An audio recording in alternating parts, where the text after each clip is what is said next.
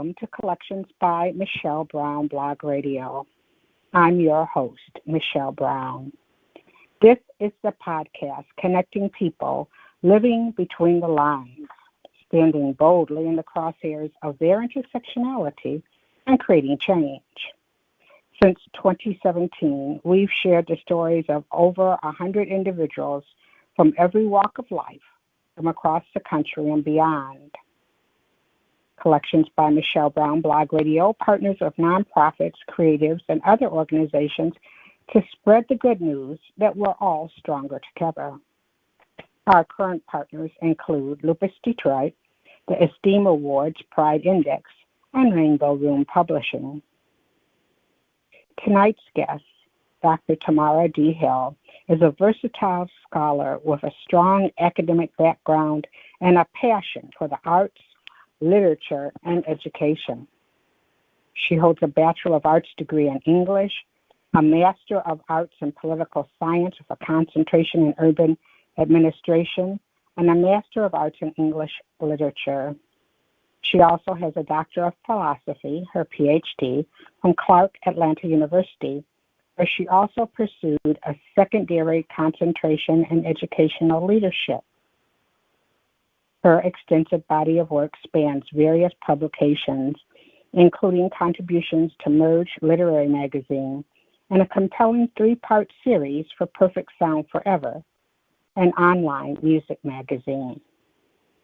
Dr. Hill is also one of the featured artists in the anthology trilogy published by Rainbow Room Publishing, From a Black Perspective.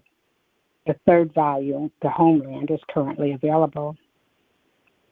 Dr. Hill, welcome to Collections by Michelle Brown Blog Radio. How are you? I'm great, and thank you for having me today. Oh, well, I'm glad to have you. Like we were talking briefly before, I consider you not only like a Renaissance woman because you kind of found a way to weave this beautiful web through all that you do, but been true to yourself. I know that I was reading originally from Arkansas, but now you call Atlanta home. Are you a child of the South? I would say definitely a child of the South. My parents are from Little Rock. Literally, they grew up on different sides of the track in McAllen. They call that North Little Rock now. My grandparents migrated from Mississippi, so I am definitely a child from the South. So, was education high on their list of things that they wanted from you? I know that I've met many people who are from different backgrounds, and I know where particularly many people from the South, where education was like the gold standard. Is that how your family was? Did they push you or were they the example for you to pursue education?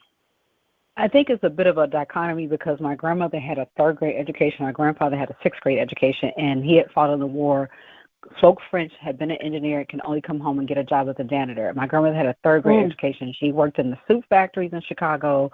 She cleaned white people's homes. She was an elevator operator, but something within her wanted her children to go to school. And so as far as I can remember, before my dad even said anything about going to school, my grandma was like, go and get your education, go get your education. And so for me, it was kind of ingrained. I'm the oldest grandchild. And so like when the time that I was 6 or 7, it's like, hey, you're going to school or whatnot. And all my uncles and aunts on my father's side have all gotten degrees. Like they all went to school.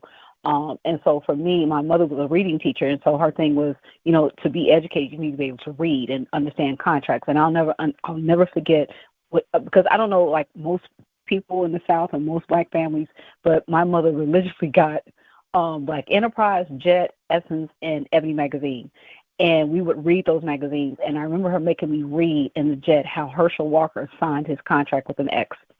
And she said, this is why I want you to learn how to read, because he signed his NFL contracts with an X because he was illiterate. And I was like, and I'd go back to this when I tell my students the same thing. I said, you guys have blogs. We had Jet and Ebony because that was, they told everybody's business. And, you got your Black History lesson for the month. You got your style, your fashion. And I said, even today as an adult, I still get the Essence magazine. So education was very much a part of my household, like learning how to read. By the time I was 3, I could read and write because my mother, made sure I could do all that, and Sesame Street was my favorite. So it was profound in the sense of you're going to do something. We just don't know yet. And then I thought that I was going to go to Hillman because of the Cosby Show, and I was like, yeah, I'm going to go to Hillman, meet Dwayne Wayne, and I'm going to go to law school. And so come to find out, Hillman didn't exist, but going to Jackson State was very much like going to a Hillman because it was those experiences, right, we have seen on TV. So for me, education has been profound, and I've also come to understand that, education can come in a lot of different forms, and that everybody can't go to college or won't go to college. Like my brother tells me all the time, you're the brain in the family, but he works in HVAC, makes good money, and it's cool because he's like, I just can't do what you do. But I think the influence of having my education is something that no one can ever take away from you, and I try to give that to my students, like you're here, you people have fought and died and bled for you to come to college.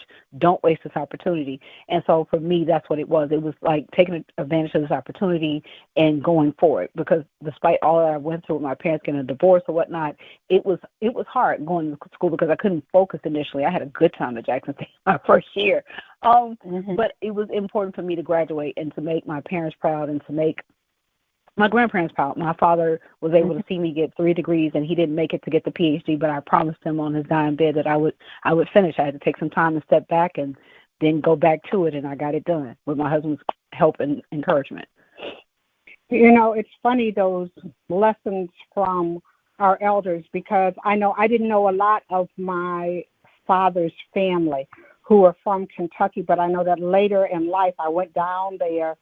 And one of the stories that I had heard was like how the aunt who had raised him, she was an educator, and she was determined that no kids weren't going to sign an X for their name, and that they had a name, and that she encouraged them to read. And just how you said, like that jet, that essence. I mean, my godmother, I can know, that was it, Ebony Fashion Fair, I can remember as a kid taking me to, and that's how we knew, that's what she did. And it's sometimes I know that I talk to young people now, and that struggle that our elders had back then, like maybe not being able to get the jobs and stuff, but putting that into us, where now I know people who their generations came from after the Northern Migration, and like their thing was, you go get a job in the factory,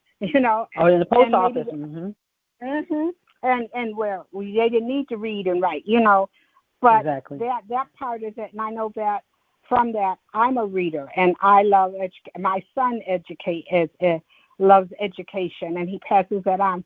I know you said you started out at Jackson State, but then you went on to Central Oklahoma, and then Grambling.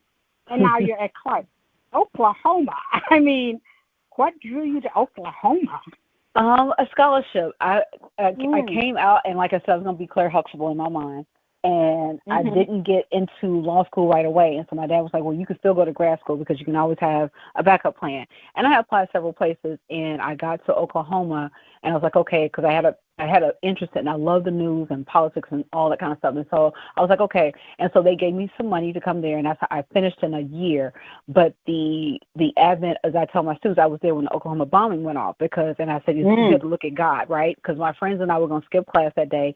And for whatever reason, we decided not to skip class. And then somebody came in the hall and said, it blew up downtown. And we started laughing because it was like, okay, we can get out of class. But it wasn't anything to laugh at. We came outside, and you could see the smoke from downtown. And unfortunately, some of my cousins who lived in Arcadia had to go and work the scene, and some of my friends who were in funeral science got a first-hand view of what it would be like because they pulled them out of class to go and work the scene. And so it was a tragic moment because one of the guys on the radio had been in the military, and they had gone in with the dogs. I never forget, and they had locked us in our rooms, and we couldn't call out or anything, but we had to listen to the radio, and the guy was saying how he had gone in and he found this little girl, and she was still smiling, and her head had been decapitated because there was a daycare at the bottom of the building. And, then they called Timothy McVeigh and stuff. And so it was just a lot. And it was just, and I tell my students, sometimes you live through things, you can tell the story. And I said something kept us from going downtown because we were going to skip class, me and my girlfriend, and just go downtown and hang out. We just didn't want to be in class. But it was something to remember. And so when I finished Oklahoma, I still was looking at law school, but Grambling was like, well, if you come here, we'll give you some money. And they did. They gave me like $4,000 a semester, and I finished that in a year. And then after that, I got accepted to law school and Clark at the same time. And the only problem was that law school said, you can come, but we'll give you some money on the back end after you prove yourself. I was like, no, I need money now. And so Clark gave me money. And so that's how I ended up at Clark Atlanta and working initially on my Doctorate of Arts in Humanities. But like I said, my father died, and I do credit Clark with a lot of good things that have happened in my life because when my father died, I never forget the dean at the time. I cannot remember her name, but she called me, and she said, Tamara, if you don't come back now, you won't come back. She said, I lost my father the same way to cancer. I literally watched my father die from cancer, and I said, I just can't do it. And she cared enough that she called me for 2 weeks straight, and the answer was always the same. I was like, I can't do this. I can't wrap my head around coming back to school. And she kept saying, she said, you got to come back. And I left with like a 3.8. So I took some time off. I had to deal with my father's death, and I came back to Clark in 2016 because my husband was like, well, go ahead and finish it. Go ahead and get it done. So I called, and they were like, yeah, come back, take your TB test, and you good. And I finished in 2019. But it was just this idea of somebody caring enough to say, you need to come back and get this done. Because I think a part of me, when my father died, that part of me just went, okay, I'm done with this. Because I got on to the point where I had taken my comps, and my husband paid for my comps. And I was just like, okay, well, I'm done. Like, I did not have the drive to go back to school because I watched my father die, and I wanted him to be there. And he'd always been there, and it bothered me so bad. But I wrapped my head back around and got back in the groove of things, and I finished. And so now I'm on this side of it, and it's a lot. It's a lot. I'm happy to be on this side of it, but as a Black woman, to have achieved whatever it is in terms of degrees or education or whatnot, it says a lot because it's still not a lot of us in education, in administrative positions and things of that nature. Like at my school, there's a lot of women in head positions. There's a lot of them. But at the same time, they're given the respect and the latitude to make moves and make decisions. And I see in academia that doesn't happen every place and all the time, right? You're there, but you may not have the power to do what you need to do, right? But I wouldn't say that about Clark at all. It's quite the opposite. So. Wow. I know that, and I can imagine how it was to see your parents. You were the first one. My son was my mother's first grandchild, and she was there each time. And I have pictures of like the three of us, and there he is. Only way we know what was the difference between each degree was what tie he had on.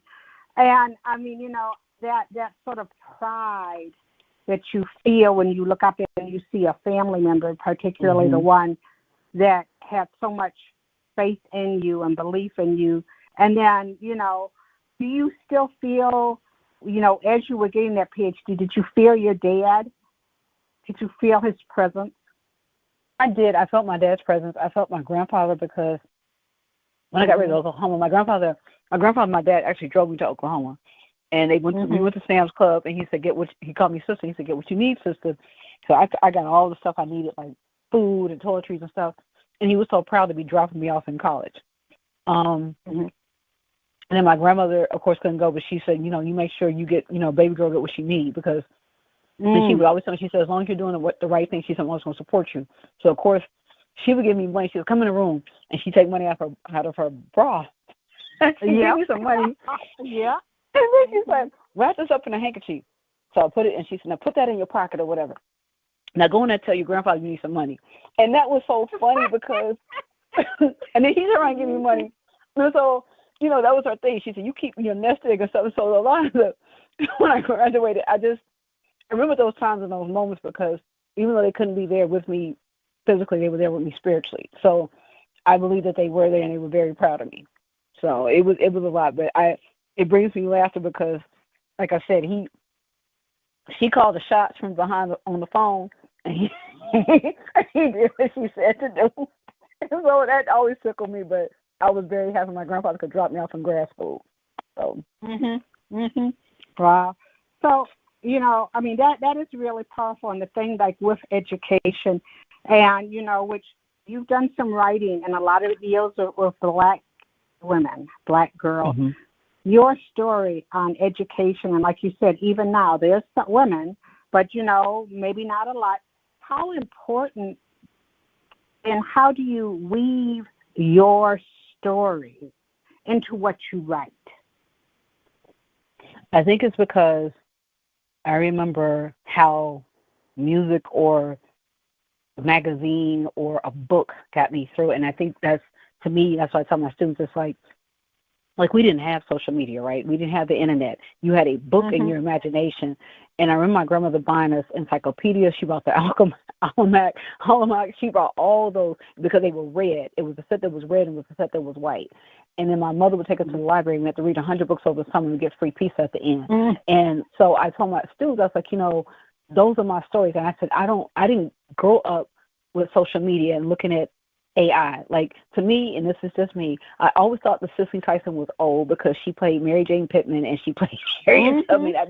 I did not realize she was not that old. So those are the stories that I remember. And so when I'm writing, I was like, okay, where was I? What was I doing? And as I write, now my friends and my colleagues are like, yeah, now it makes me go back and remember, because like the latest story I wrote about the Love Balladeers, I specifically remember being at home, turning on the radio, and how my friends would call and say, I got this song for my girl Keisha. I want to dedicate Truth to her or whatever. And I would listen to the radio at night, and I was just like, wow. And so those things I remember to weave in because they're significant, and other people relate to those too. And I think sometimes when we tell our stories, we are relating to other people. Somehow we do connect. We may not connect all the dots, but there's a connection of some sort, of some way that people look at that and go, yeah, I remember that. Because when I talk to my friends about it, like I said, we was called A Quiet Storm where I was from. So it's like, yeah, it was a sexy soul hour. It was a whole conversation as to how it happened. And so for me, it's looking at something and saying, okay, how can I relate to it? Where am I in this? And so when I wrote my very first story for Merge Magazine, I talked about the girls from the Shy. That was very prevalent to me because I remember when Star was on The View, and she said, when Black women go missing in this country, in the interview, when Black people go missing in this country, nobody reaches. And so when I saw that interview, or when she said that on The View, I never forgot that, because she said people don't go and look for Black women in this country. And they did a whole series of pictures and things like that, and I remember saying, that's real. And so when I watched The Shy, that's how I was able to relate it to it, because I was like, okay, you're looking at these girls, and the first thing the cop says when she comes to the house, oh, she's just a runaway, she's fast. I said, that's perception of Black women when we go missing. But when our counterparts go missing, there's a whole FBI investigation, it's national news, it is everything. And so for me, it's like, those are some of our stories that need to be told, because we do get forgotten about. We don't get the recognition when things like that happen. And so it just come to find out, there are several organizations on the south side of Chicago who go and look for their own children because they feel like the police force is not doing it. And I'm not saying they don't do it now, but they don't feel like they get the support that they need to find their children. And so when they did The Shy and Keisha goes missing and the cop comes over with that typical response, that ignited something in me to say, okay, that's the wrong perception. Anything could have happened to her walking home. And it makes you feel like, okay, now I really have to protect my children, because as I tell my students, I used to walk home from the bus stop, and because the neighbors would look out and say, those kids just passed my house, and we always thought they were being nosy, but they would go, yeah, they got on this and this, they got a lunch bag, they knew exactly what we had on, what we were carrying, and we'd walk home. I said, but now I can't even fathom the idea of my child walking home, because everything is just crazy now. But that's how I relate to those things, and where I was at those moments. And that's why I tell my students, I say, when you're teaching and as an instructor, I think you guys think we haven't lived through things. I said, we have been there, done that, and wrote the book. And so there's nothing you're doing now, as my mother used to tell me, that I haven't done already. It's just a different version. That's all. Well, one of the things that I also find, and I've talked to other people, is like our children, Black children in particular, but I would say for other, even brown kids, there's a way that people forget that they're kids. When a boy hits puberty and maybe suddenly he's taller than his mom, when they see a girl and she's going through puberty, they don't see that this is just a girl growing up. They suddenly put roles of a woman upon her. Exactly. You know, they don't. And she's not there. She's there physically. And so when they're not looking for, Becky with the blonde hair, baby girl, they look at us. Oh, well, she must be run away. Does she have a boyfriend? They don't see our girls, particularly our girls, as kids. And as kids, they're still just adolescents. They're not grown women. They're adolescents. Yeah, and they just like jump to that conclusion, and that's how their interaction with many things, like not only the police station, all like that, it's based on not only sexualizing them, but adultizing them, without letting them be that. And like you said, I can recall, in fact, I was in, I had gone to a concert, and I was in the bathroom, and this lady said, "You don't remember me. I used to live near your block. I remember seeing you guys walk to and from school," where sometimes people don't know that. And I can recall that there would often be, like, if somebody was finding, there were safe places that you could go. But by the same token, when people womanize our girls, and they also often look at, and some other artists, and they look at like Cardi B or Megan Thee Stallion, even Nicki Minaj, and they even for that matter Lizzo, they miss the whole that they're going through an experience not much different than the rest of us, but just in a different time, and their story is different, but it's the same story. But we even sometimes have gotten to the point where we look at these women and don't see what they're accomplishing or what they're going through, and it's the same struggle.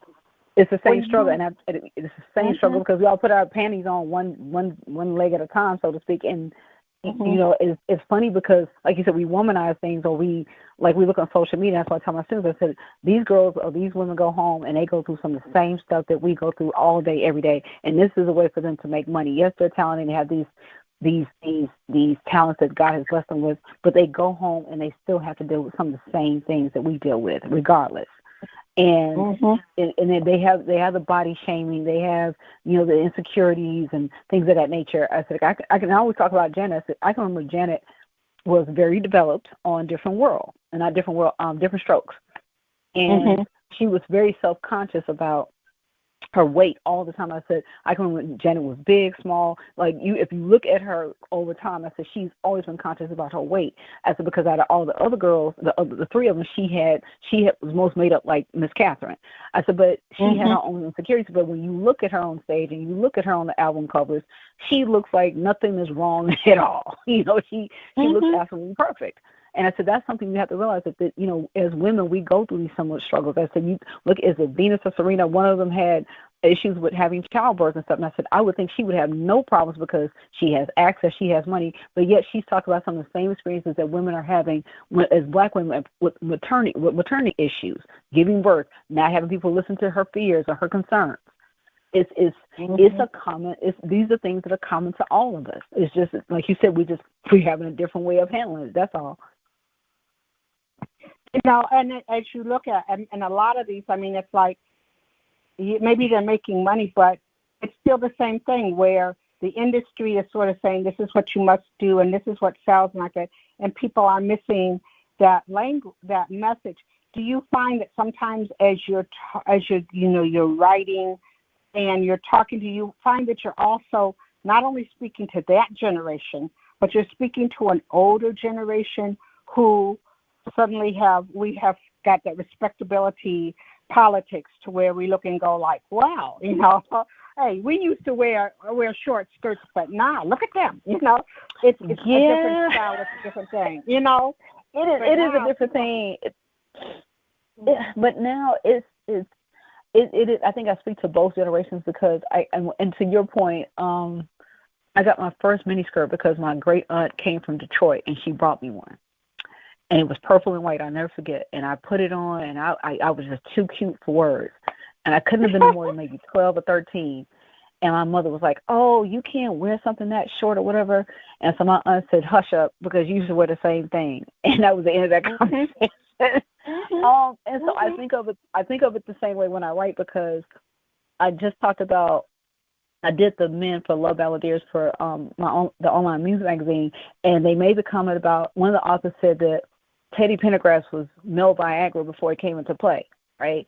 And it's because he was sexy. Women would throw their drawers on the stage. My mother had gone to a concert and literally came back to the house and said women were throwing their drawers at Teddy. And I was like, and I was like, and like you said, I'm talking to both generations, because if you say these things and you talk about the Rick James and you talk about Teddy Pendergrass and stuff, because of course I didn't go to see Teddy, but she loved Teddy. But when the guy said he was the male Viagra, and I was like, wow. And I never thought of it like that, right? I never thought of it. He was just Teddy. He turned off the lights, and it's such a turn off the damn lights. That was, to me, that's funny, and that's how I think of him. But then I went back and I was like, okay. And then to my mother's point, there's nothing new under the sun. So I wrote about, oh my gosh, what is the name of the song? I can't think of it. If you want that special woman, love keeps on way it goes on love string. So Bruno, Anderson .Paak and Bruno Mars did it over, and it's really well done. But I did not know that the guys were side pieces, and I was telling my class that. I said, you'd be amazed what you find out when you research. I said, you all call them side pieces. I said, but back then they would have been side pieces.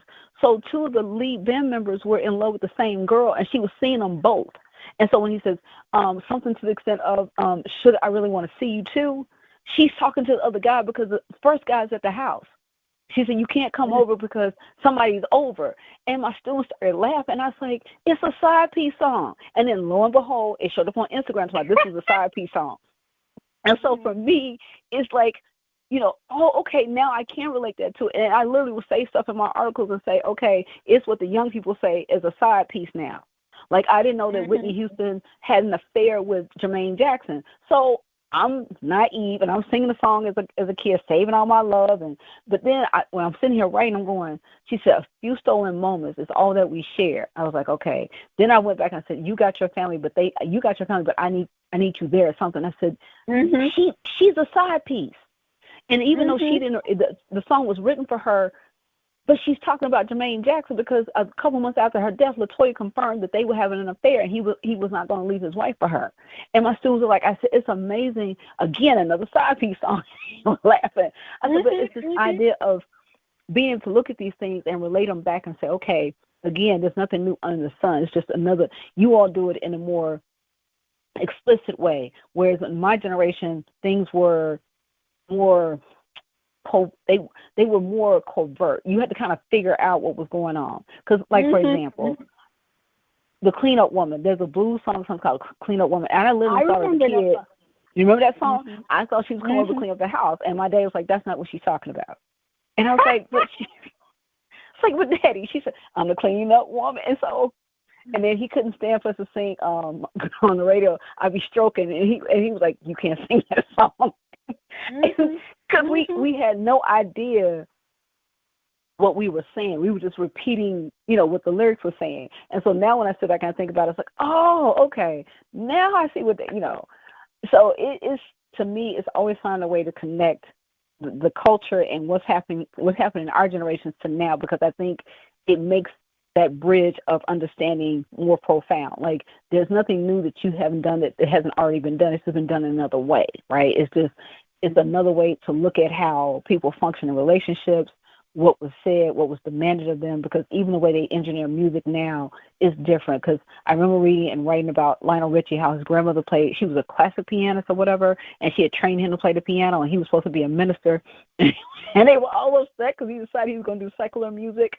But he had to really play, and he said that when you went in the studio, you had to sit and play. There were no engineers. You just had to keep playing the same thing over and over again. And so even the way that you relate to music and things that are done now, I think there are a lot more advantages, like with AI and different things like that. But it still comes back to having an imagination, being human, and coming up with ideas that even a machine can't even think of, like before the machines came along. And I always tell my students that it's like, AI is great. I said, but what happens when it shuts down? What happens when you can't use it, right? And so for me, it's those ideas and trying to relate to those ideas that connect the generations and connect the things. Because, for example, my grandfather said, we were driving down the street one day, and he said, oh, those are ladies of the evening.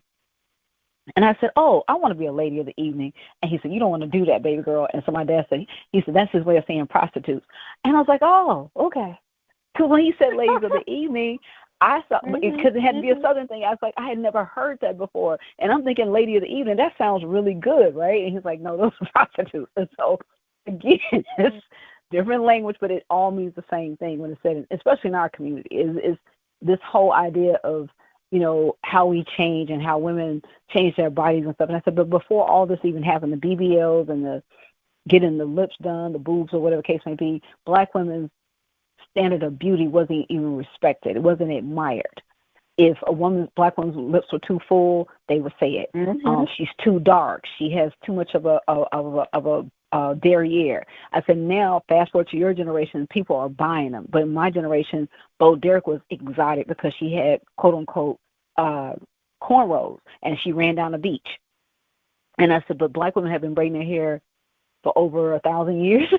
So, and Stevie Wonder had cornrows, and Susan Taylor from Essence. I said, but we never got the credit for our own standards of beauty. I said, but now everybody wants to copy our beauty standards. And it's just interesting to me because when I grew up, I know Halle Berry was on the front of every magazine when I went to college. It was a couple, Jane Kennedy, but and then Grace Jones was like the exotic, right? She was over there, and so they always put her somewhere because she was just different. I said, but now we look at magazine covers, you see Black women of all different shades and colors.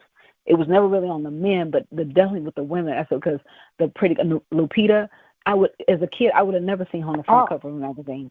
No, you wouldn't. She's stunning. And so for me, that's how I relate to those experiences because being a woman of who's darker complexion, I've gone through those things. Even my big mother saying, you know, she's too dark. Don't let her go out and play in the sun because we had a small pool and when we get out and play in the sun. And I remember my big mother telling my mother, you know, don't let her go because she's getting too dark. And you know, and so that's a Southern thing. And she was a brown skinned woman, which was interesting, but she would say she's getting too dark.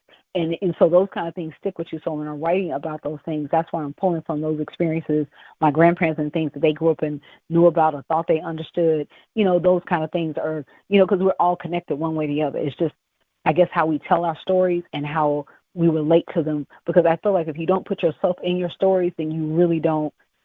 You're not there. The best storytellers are the ones who's lived it, or you know, you've seen it or something. But do you find too? I mean, because you're crossing generations as you talk about it.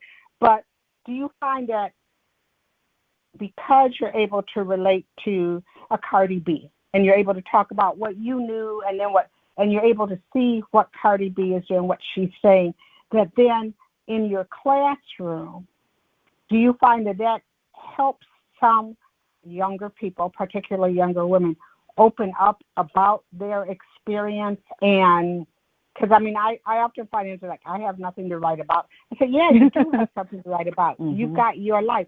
So do you find that by threading that through the generations, through our history, and that this is nothing new, that they are then able to tell their story? Yeah, because I've noticed, like, when I talk about the Hot Knot Venus, they don't typically know what that is. And so last time, my students told me about the Hot Knot Venus being on Instagram, and it's an AI version of her. And she tells her story. Very beautiful woman from Africa, and she tells what happens to her. And then I show the YouTube video, and I said, okay, this is somebody who was born like this, and this is what you guys are paying for now. And we talk about colorism and stuff because I love Blackish, and I love the way that they always do some kind of historical lesson before they go into the rest of the scenes. And there's a particular one where Diane comes home, and the teacher makes some comment about her being darker than everybody else in the class. And then she comes back and she talks about how everybody else at home is lighter than she is. And the grandmother, which I love, Jennifer Williams, she explains how, again, she relates back to the South. And she said, you know, I was too dark to play with my cousins outside. My cousins could go outside, and I had to sit on the porch. And so I end up talking to my students about it, and a lot of them said they've been told the same thing. So we talk about Malcolm X. I said, here's one for you. I said, here's Malcolm X's father, who's big and black and has one good eye. These are his words, not mine. And he adores Malcolm for the way he is. In fact, he favors him because he's so Marnie looking. He's reddish. His mother had been raped by a white man, and she hates her white blood. And she tells Malcolm she's just the opposite. Go out in the sun. You need to get darker. And so it messes his mind up because he starts to relate, as he says, to being, this fair complexion man. He's closer to white. He's right. He conks his hair and all these things. So I found that my students try to relate to it because they'll say, yeah, I've been told that before, or I've heard that before, or I've been told, Dr. Hill, I'm pretty for a dark-skinned girl. And and it opens up the conversations as to why this is happening. I said, so you have to understand the colorism comes from slavery. It's not even about Malcolm or me or you. It stems from slavery because I said there's a myth that darker-skinned blacks were made to work on the plantation, out on the farm or whatnot, and lighter skins were in the house. I said, but you have to understand that's a myth because we worked in both places. And sometimes the abuse that we endured inside the house was worse than being on the plantation. So don't believe the hype, as you guys say, about, you were light-skinned, you worked in the house. And I said, a lot of times you were sold off. If the lighter you were, the master got more money for you being a mulatto. And so I explained mulatto and quadro and all that kind of stuff. And there's an old movie with Vanessa Williams where her mother has her to go to a ball, and she's supposed to pick a white plantation owner, and she ends up becoming a nun and opens up a school for black children or whatever. But I explained all of that to us because that's a part of our history, and how black women in New Orleans, if you were of the lighter complexion, you could be with a plantation owner and he would keep you in the house, and most of the times the women were free, the children were free, but he would have his wife at the plantation and you would be kept in the city and you could own your own home. So it's a whole discussion about how all this came about, and I find that my students start to open up about it because they have seen these experiences or it's happened to them in terms of being at different schools and things of that, you know what I'm saying, or how they feel like they've been treated differently because of the color of their skin.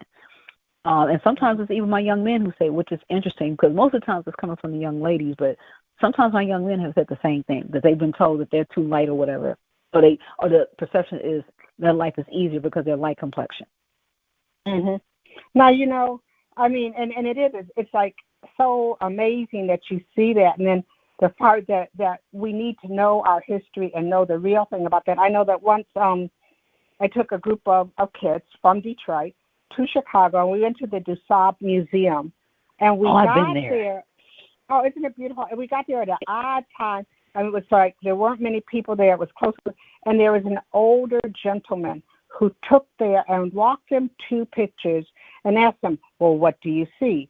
And when some of them were like, well, I just see some slaves. And he talked about it. And afterwards, by the time he had given them this education, like, these are the visuals, this is what you thought you saw, and this is what it is. And that our history began before slavery and continues on. And a lot of them left there going like, we built this country, and it changed their way of doing it. Like, I'm not going to, I built this country. They didn't try and take it from me. And I'm just going to, and finding who they were. And I love to see that many of them are, you see young people who are grasping back at, old ways, like they're finding out what did grandma do, and even as far as things as far as food, and the ones who some are vegan, but some of them are going back to the old recipe. They're growing their food. They want to get back to the land.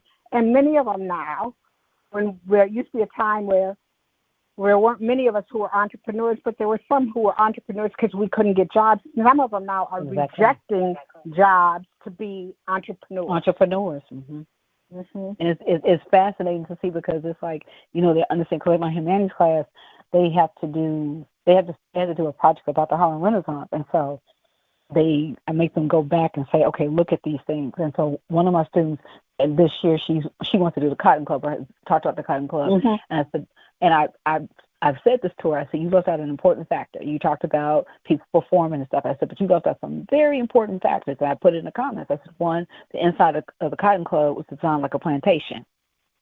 That was on purpose. Two, if you were not as light as a paper skin, if you were darker than a paper bag, you had to work in the back as a dishwasher or busboy. If you were, because they called them brown and tan, if you were tan, you could work in the front and dance. Lena Horne, the rumor is that she had to sing in the club because her father owed the gangster some money, and she was very fair. And I said, you also have to understand that it wasn't for black people. The Cotton Club was owned by a bunch of gangsters who would come uptown. and who wanted to see and be with black women, but that was only where they would be with them because they could do it undercover uptown. And so she didn't respond. I said, but you're missing some of the key points about the Cotton Club. There's a reason it's called the Cotton Club. And so I had them look at, the food that came out of our culture. And there's a series, I cannot think of the name of it, but there's a series on Netflix I had them to watch. And the guy goes even to Africa, and he starts with okra, and then he works his way up to Atlanta to the student nonviolent movement. And because one of my colleagues is involved in that movement, she's in that particular episode. And so it's amazing to me how they learn about, they didn't know where okra had come from. They didn't know how rice was used. It was so interesting for them to go through and look at that show and learn about our own food. And I think I did that for Black History Month. And a lot of them said they never knew some of the things that the guy was talking about in the series. And it's on Netflix, and it's like maybe in its second season. And it's really interesting because he talks about our food. He goes to different parts of the country, from the Carolinas to Georgia, but he begins the journey in Africa, and he works his way back into this country. And he's talking to food historians along the way. And so, like you said, I'm always having them, and they always say, this is an English class, but we've learned a lot about history. I said, because it doesn't make sense for me. I'm having you to analyze and to really critically examine things. And so I want you to examine some of the historical things that have happened to us, over time. Like in my English 106 class, they had to look at when they see us. And some of the students were like, oh my, I don't want to see it no more, Dr. Hill. And I said, that's great. I said, I'm not going to make you watch it again. I said, but I am going to have you go and do the research. You can look at Linda Fairstein. You can look at the court transcripts. You can talk about the system that's happening now with prison reform, what they did back then. So they always say that they end up learning more than they anticipated in the class. Because I really try to go back and give them pieces of that are significant. Like in my 106 classes, they have to either read Malcolm X or the narrative of Frederick Douglass. And one of the key things that I say about Frederick, he said this, and I'm paraphrasing the quote. He said, I married the first time to honor my mother, but the second time I married, I honored my father. He really didn't know that the plantation owner was his father. And he literally went back after he was freed to the plantation and accepted the plantation, one of the plantation owner's apology for enslaving him. And I was like, and the kids were like, I would never do that. And so I have them to connect the pieces that would spark some kind of emotion, to get them to really think about what we've gone through as a people. And so that they can look and say, okay, I really learned something. Because I always ask them, what you learn in high school? Like about Abraham Lincoln. And so what you learn about Abraham Lincoln?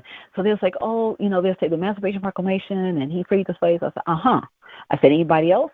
And typically the room gets quiet. I said, he paid each slave owner reparations for each slave that they lost in the war, which equated to like $334 or something like that. I said, I do the math now, and they just kind of look at me like, like it's like, damn.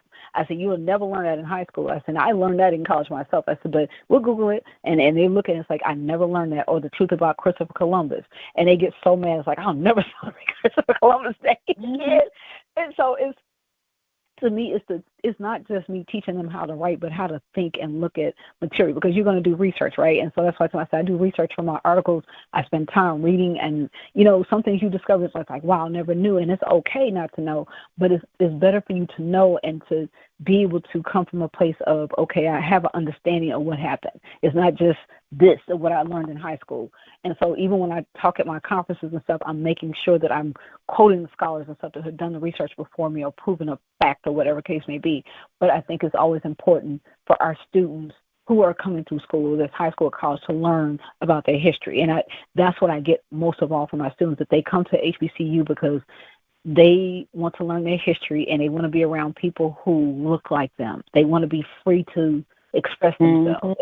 If nothing else that I can say about my students in terms of how they come to HBCU, I would have to say that would be the number one reason.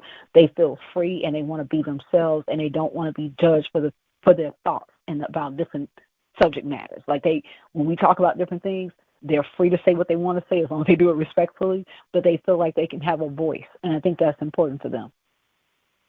It's interesting because I love what you do and how it's like you're doing English, but it really is educational leadership and how you do. I mean, I had met, in fact, he used to, and it's just slipping my mind that quick. It's in New York, the Schomburg. He used to be an archivist at the Schomburg, and what he did was he said that he had found that in part of what he was doing was the stories about our community that you found in pictures, and that many families have all of these pictures. Not only that, but in obituaries, where you learn about and where we don't look at them and anything. And he said, but he has gone to different places, done a thing on archiving and like finding your family pictures, using these obituaries to do not only your family tree, but to learn about them. Like, no, wow. It just wasn't like, we didn't begin just as slaves, but, the fact that some people had skills that, like they took and they started a business with. And the pictures that he said that he'd find pictures that showed the northern migration, and that it didn't look like what made people think that everything was swell up north, because they come back home. I say that all the time. They come back home dressed up, or send pictures and standing next to the car all dressed up, where really the racism that they experienced, just like in A Raisin in the Sun, it was really, you had the job, you worked, you did this, you could send the pictures back, but this was what life was like, that there's a different type of racism. Ain't that the truth? I teach A Raisin in the Sun, and I teach that, and I talk about the tenements, and I show them, I do a Eon XR reality world, and I built it where you start where Walter and would have lived on the south side, and then you go all the way up north to where Mama Lena would have worked for the white people cleaning houses. And as they go through the city, through my virtual world, I teach them about the tenements. I have pictures in there. I have videos. I have pictures about and videos for the Great Migration. I show downtown Chicago. I said, this is, as they go through it, I'm narrating, saying this is what Walter would have seen coming from the south side of Chicago, coming from Bronzeville, and this is where he would have went and dropped off people on the north side, and how the scene changes, right, and how they lived, and the tenement I designed was really good because it shows how they would have lived. And even when they read the book, I said, okay, I sans puffy, I said, but I will give him credit. I said, because he made sure it came to ABC. I said, because black people weren't even going to Broadway to see the play. They were taking buses. I can remember, because I couldn't afford to go. They were taking buses from Atlanta to go to Broadway to go see A Raisin in the Sun, and I just could not go. And he turned around and put his money behind it being on ABC. I said, so when you see the play on Broadway, remember this takes place in one room. So that means that Ruth and Walter share a room, and that Lena and Bertha, they share a room. I can't think of her name right now. Benita, they share a room. And then a little bit of sleep on the couch. Travis. I said, so that's how they lived. And I said, you have to understand that's 20 or 30 people sharing 2 bathrooms. And if you don't get to the bathroom, you're not going to get no hot water. And I said, rent would have been $20. And so I give them that reality check. I said, that's one of the reasons that she centers it in this one room. Hansonberry centers in one room because that's how black people live. Like, they didn't have any space to run around and do anything. And then Walter doesn't have an education. His sister is becoming a new woman. She's really a symbol or representative of Hansberry. So when I teach it, I'm teaching all those elements. And I said, for her to go to school is going to be a big deal, because here's a black woman who wants to be a doctor. Who does that? Her mother and her sister-in-law say, oh, you just got to get pregnant and have a couple of babies. But that wasn't what she wanted to do. I said, but even if you go to Chicago now, I said, Dr. King said it's one of the most segregated cities in the United States. I said, but even if you go from the south side to the north side now, you can see the difference in how the development has happened, the gentrification. You can see it all. It's no different. I said, it's not 1960. And most of the kids in my class will shake their heads and go, If they're from New York, they talk about New York in different places, even in Atlanta. And so just because it's in this text, it doesn't mean it hasn't happened. We just have another name for it. And so the point of this play is that they're trying to get out of this, and they're trying to go to a different place, but they're trying to go to and have a better life. But the white people that are there don't want black people to move in. They want to give them money to keep them out. And that's called redlining and things of that nature. So I talk about all that in the classes. And so for me, it's like, again, connecting those ideas and showing them how much their education is costing. Because I think Clark is right at $50,000, somewhere between $30,000 and $50,000 a year. So I said, guess how much her tuition would have been for Benita to go to school. And so one girl went on $100, and somebody else said $2,000. I said, no, $500. And he said, does that include books? I said, yeah, that includes books. So one girl's like, shoot, we need to go back to school. And Benita was going to school. I was like, yes, that would have been nice. I said, but that's why Mama Lena tells Walter, go ahead and pay for education. I said, but you have to understand that was a lot of money back then. They was like, oh, no, doctor, we pay a lot of money now. So, we talk about all those things. And it makes the literature come alive, so you can kind of relate to it. And I told them the classic versions with the great Sidney Poitier. So his version is still on YouTube. But I teach that, and I do teach those lessons and understanding what Black people went through. And so I say that, so a lot of Black people moved back down south because they could not get used to the concrete jungle. That whole living on top of one another, taking a bus. I said, some people come from the south, and they used to saying, hey, Becky, I need some sugar. And you just walk down the road and get some sugar. That wasn't going to happen in Chicago. My grandmother got a job at the Campbell Soup Factory, and she said to me she was making good money before she met my grandfather. She should have never met my grandfather. My grandfather. Oh, God. Oh, she said because she was making good money. I think she was making $20 a week or something like that. And my students always laugh. I said, you have to understand, back then that was a lot of money. And she said, well, I shouldn't have messed around and met your grandfather. I said, but if you didn't, Grandma, I wouldn't be here. So, but yeah, she would talk about taking a job in the Campbell Soup Factory. And like you said, a lot of people in my family went to Chicago. They never came back. My great uncles, many of them from Mississippi, went on the train dressed as women because my great aunts were afraid they were going to get lynched. And they went to Chicago and just got lost. Never heard from them again. So I have I'm a part of. Never heard from it. And there's some people, like you said, in my family, they couldn't handle it. They moved right back downtown to Mississippi, and they were happy. But some of them went to Chicago, and they never looked back. And they wouldn't even talk about my great aunts that were alive that I did get a chance to meet. They wouldn't even talk about whatever drove them out of the South. They was like, that's just nothing. That's none of your business. They would not even talk about whatever I learned. I had to kind of go and research and kind of, eavesdrop, but they wouldn't even talk about what drove them out of the South to come to Chicago, and they just never left, or they kept going and never looked back. Whether it was Chicago, New York, or L.A., they just never came back. I mean, and it is true. I mean, and because we don't know, and you think, oh, well, people just came up for better jobs, but it was more than that. And then also, like you said, what they experienced here. And, and I mean, there's so many, I love Black women because we are so damn strong. I mean, and when you think of, like you talked about, like I had an auntie, and I mean, she lived to be 94, but a great deal of her life she had spent taking care of other people's children, cleaning up white people's house. And, and I often tell people, knock on wood, she had one good doctor who she worked for who put money into Social Security for her, or else, when she wouldn't have had it. But when she passed, like his kids came and they said, she raised us. She raised us, but she did all that. But I know the things that she would do because my mother she had the three of us and little nanny. We have a little nanny and a big nanny, and little nanny often would bring things to us, and and it would be funny because.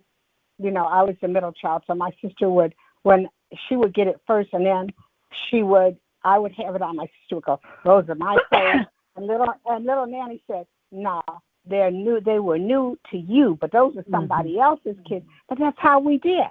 And Black women, like when my mother had to work, my little nanny was there to look after us, and and everybody did something, and that's what you see now when you look at them. And we back then I remember they talked about Madam C.J. Walker, but guess what? These young girls can talk about Rihanna. Girlfriend is a billionaire, Yeah. She's doing it, and she's thinking about all the women of different colors, not just one shade. Like she's really doing it. She's really doing it. Very proud of her because you don't get that with everybody. So I mean that you can see how strong we are and how we've done things and how we've carried the weight and carried the history so that it goes on. So, all of these things that you do and that you've done, I can see how it was only natural that you and Eddie got together and he wanted you included in from a Black perspective. How did you meet him, and how did he approach you with what, from a Black perspective, was about, and where did you see yourself plugging in? Well, I met Eddie. We were supposed to do a television project in Chicago, and it did not come to fruition. So Eddie and I stayed friends and stayed in contact. And I was telling him we would always just text back and forth a call, and he's like, I'm working on this project, sis. And I said, well, he said, what have you done? I said, I don't know. I said, I've done some things. I said, but I'll send it to you. And he said, this is just fantastic. So he read it, because the first piece I did was the Souls of Resistance, and that had come because there was a scholarly publication, and I wrote it the first time, and it got rejected. But the lady said, your ideas are good. So I kept the frame of what I had done. I was like, I'm not going to get rid of this. And so I ended up regrouping and just continuing to work on it. I gave it to Eddie. He's like, it's perfect the way it is. He said, I just want to put it in my book. And so I was like, okay, cool. And so then we talked about it, and he's like, I really do like this. He said, how you break down each person. And again, even then with the Souls of Resistance, I thought it's one of my favorite pieces, because I talk about James Brown and Marvin Gaye and, of course, Kendrick Lamar. He's a Messiah.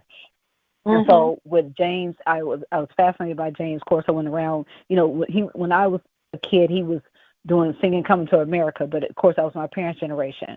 But I admired his story. I mean, he was illiterate, but he knew that he needed to get his royalties. He didn't take no mess.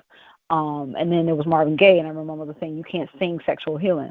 But I love Marvin Gaye, and I always thought that's a wow, because there's a guy named Jesse on, I can't think of his last name, but he has a show now on NBC, and he's playing like a Ph.D. or whatever, but he looks a lot like Marvin Gaye.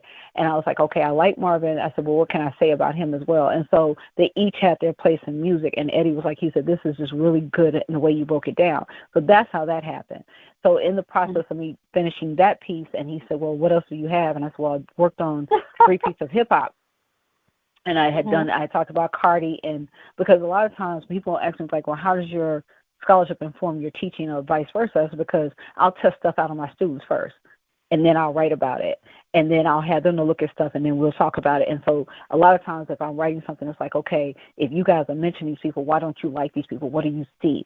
Because there's an article by Joan Morgan, and there's Bell Hooks' Selling of Hot Pussy, and I make them read it.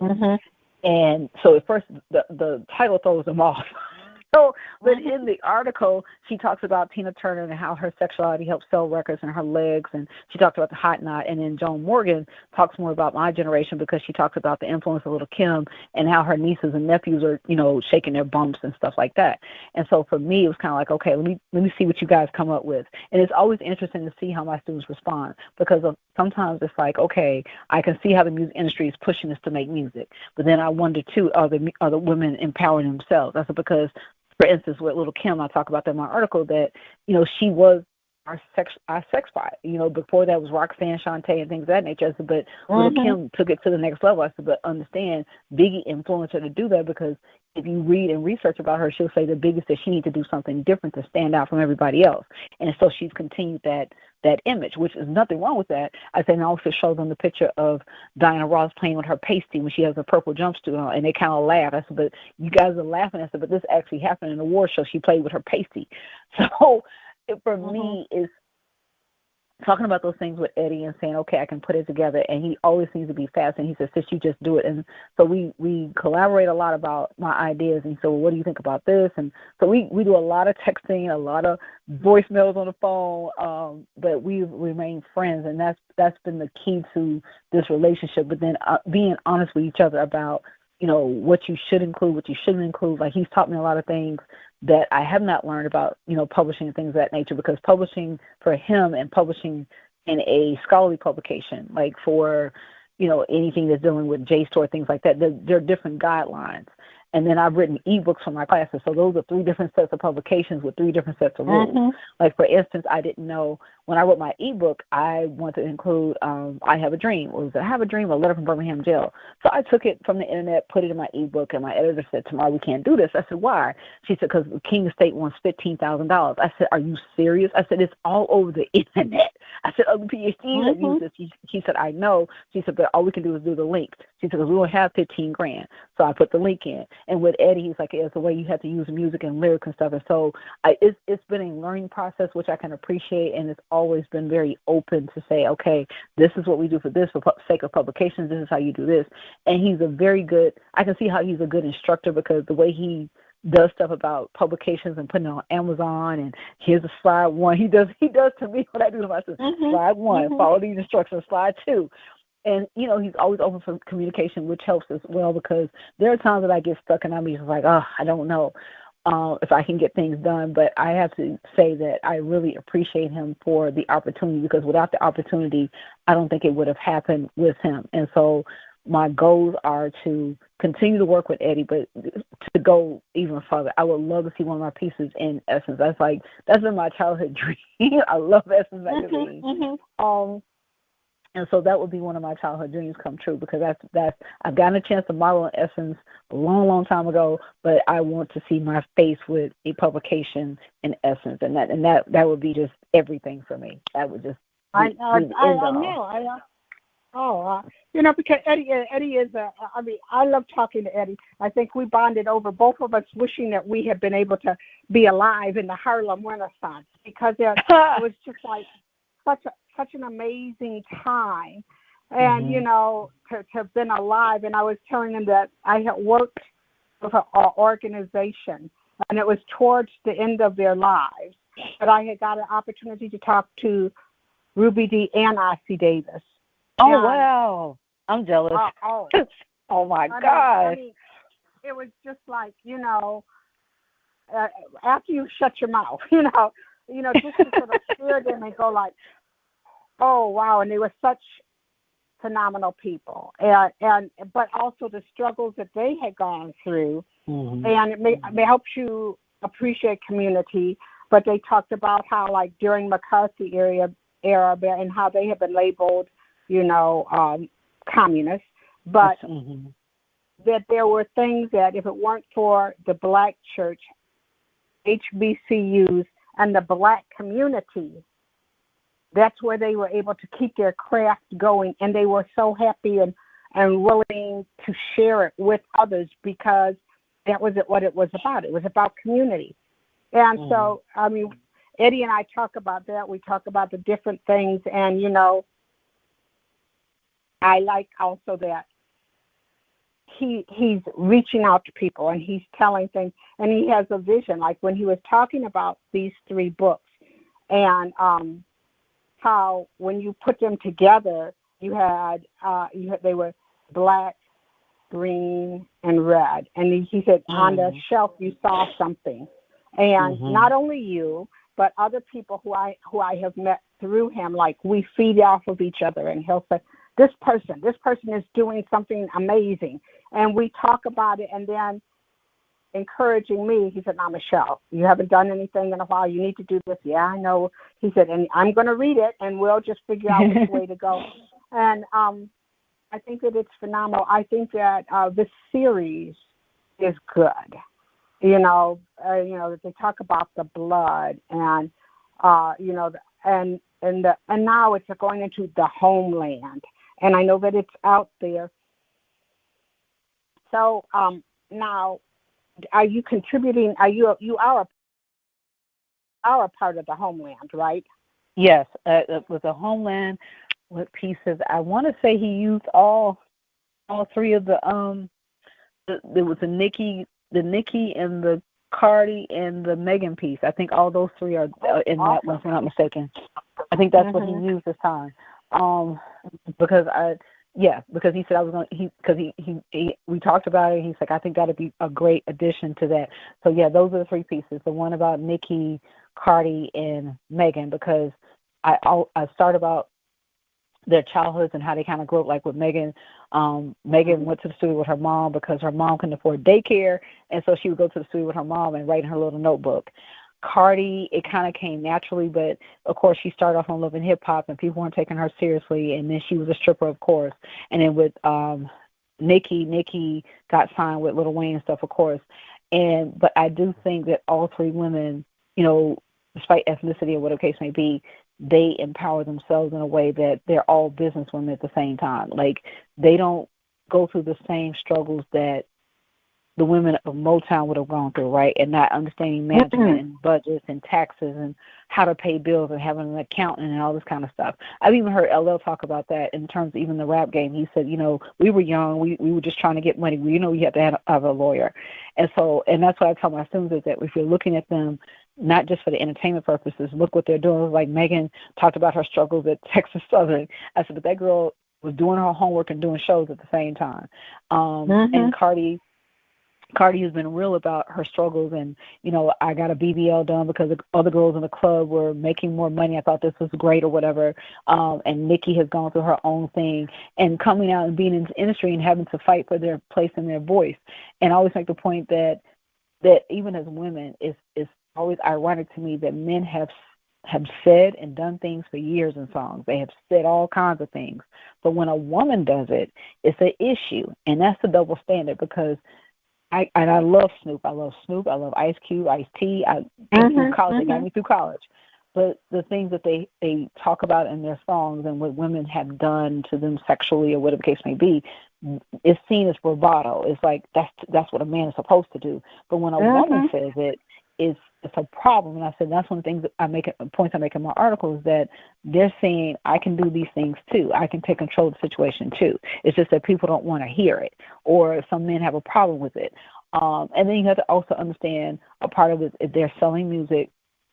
And so you have to make it appealing, right? I said, but there are many MCs that we know about who don't look like them, and they're just as good, if not better, than some of the mainstays. But this is just what happens. This is the music industry. And so when Eddie and I talked about it, he said, I just love the way you broke it all down, the way you look at things. And I said, well, looking at it from my generation to now, you can see the connections. I said, because you can look at Queen Latifah. She went from being a rapper to an actress. I said, but I knew her singing U-N-I-T-Y. That's how I remember Queen Latifah. Or Miss Melody or Self-Destruction. I said, and the rappers got together and they talked about they wanted the shooting and the killing to stop. And I said, you fast forward, some things just never change. It's just a different format, right? Your arrogant rapper in my generation, it would have been LL Cool J. I love Mr. James. Now it's Kanye. He's known as the arrogant rapper. So I make those parallels in terms of looking at those things. And just like I said earlier, my mom went to see Teddy Pendergrass, and they were throwing panties on the stage. And, there was Rick James. And like I said, by the time I came along, there was Prince. And I love Prince. And I remember my mother in particular, he was on stage and he had this yellow outfit on and his butt was out. And she said, you would not go and see that man. And my oldest brother, I believe, took me to go see Purple Rain because I was like, I'm going to see Purple Rain. Forget what my mom was saying. And I told my students, I was like, I was going to be defiant because I had to go see for myself. And I said, then she was a reading teacher, and he had a song called Insatiable. And I said, I remember asking her, I said, what does insatiable mean? And back then, there was no phone. You couldn't look it up online. She said, go get a dictionary. And I had she brought me a Webster's dictionary, and I had to go look it up. And I said, that's the way I learned what words meant. She would never tell me what nothing meant. She would spell it on the syllables, and she'd make me go look it up. And that's how I learned what Prince was saying. So it was not just for entertainment purposes. It was like I was learning things, right? And so even now, and when I say different things to my students, that like they say something to me, I was like, oh, I know what you said. And they look at me like, how do you know? I said, I'm raising a whole teenager. I've raised teenagers. Like, I know exactly what you're saying. The code switching. I said, because, and you guys don't even realize you do it. I said, you come in here, and I have you to write professionally, you're an academic. I said, and you go outside and you talk to your friends, and you're saying OMG and all this other stuff, and that's what, and they laugh, and I said, but you code switch. It's the same thing with double consciousness. And Dr. Du Bois talks about we have one or two minds. And so it's like, oh, I said, and that's what he's talking about. You're one way when you're at the HBCU, and when you leave, you're another way, right? Because you have to adapt into the world. And so, like you said, it's talking to Eddie and having those conversations, it helps me sometimes kind of air out my ideas and to see if they're going to work. And then, at times I have to be honest. I said, I'm overwhelmed. Like this semester, I'm teaching a whole lot. And so I have to find time to write. I know now that I have to sit down and just have to block out everything to just write. Even if it doesn't make sense, I have to get things on paper because I have other responsibilities and obligations. And not with teaching. I have a family. I got 2 dogs, got a daughter. So it's other things I have to do. And so I'm finding that I have to write, and I got a chance to meet Tahisi Coates' father. He came to Clark. Oh, wow. That was really cool, and we were just talking and stuff. And so it makes me feel better because, one, I know I'm not by myself, and two, I realized that other writers go through the same struggles. Nobody just sits down and says, "Oh yeah, it's gonna come to you." And one of my favorite shows that's on now, oh gosh, it is. It's based out of Chicago, and what is it? It's about a judge, and Forrest Whitaker is playing a judge. He's very much like Clarence Thomas, but the guy who wrote it. I've seen the commercials.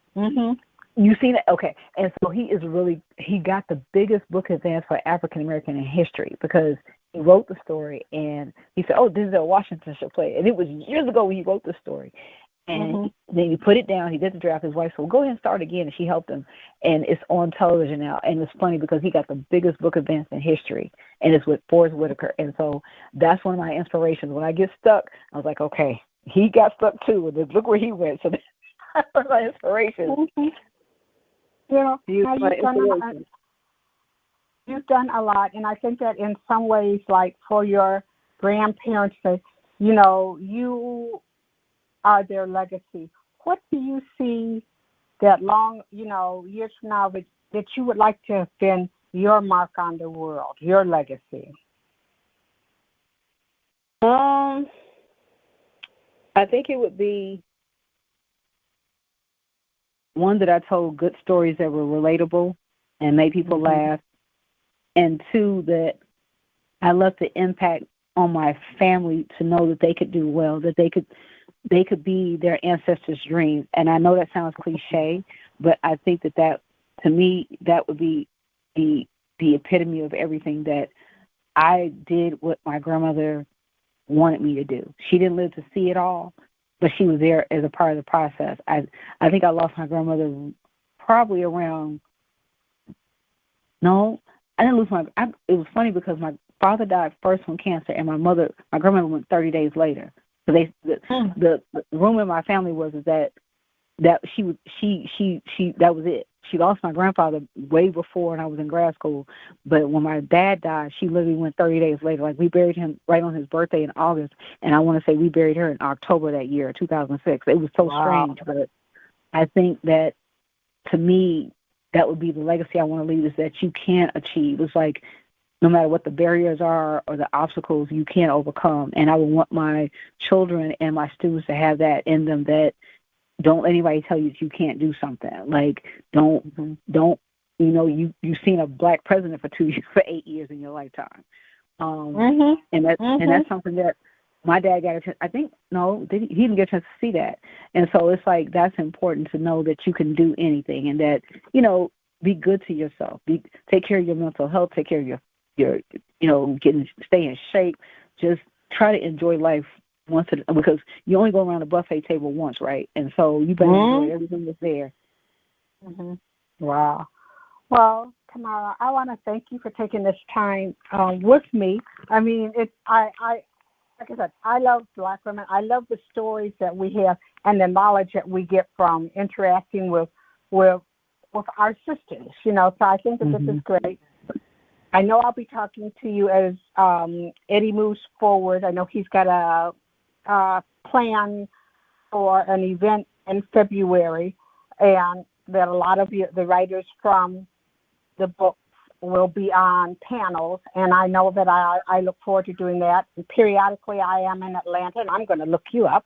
But please do.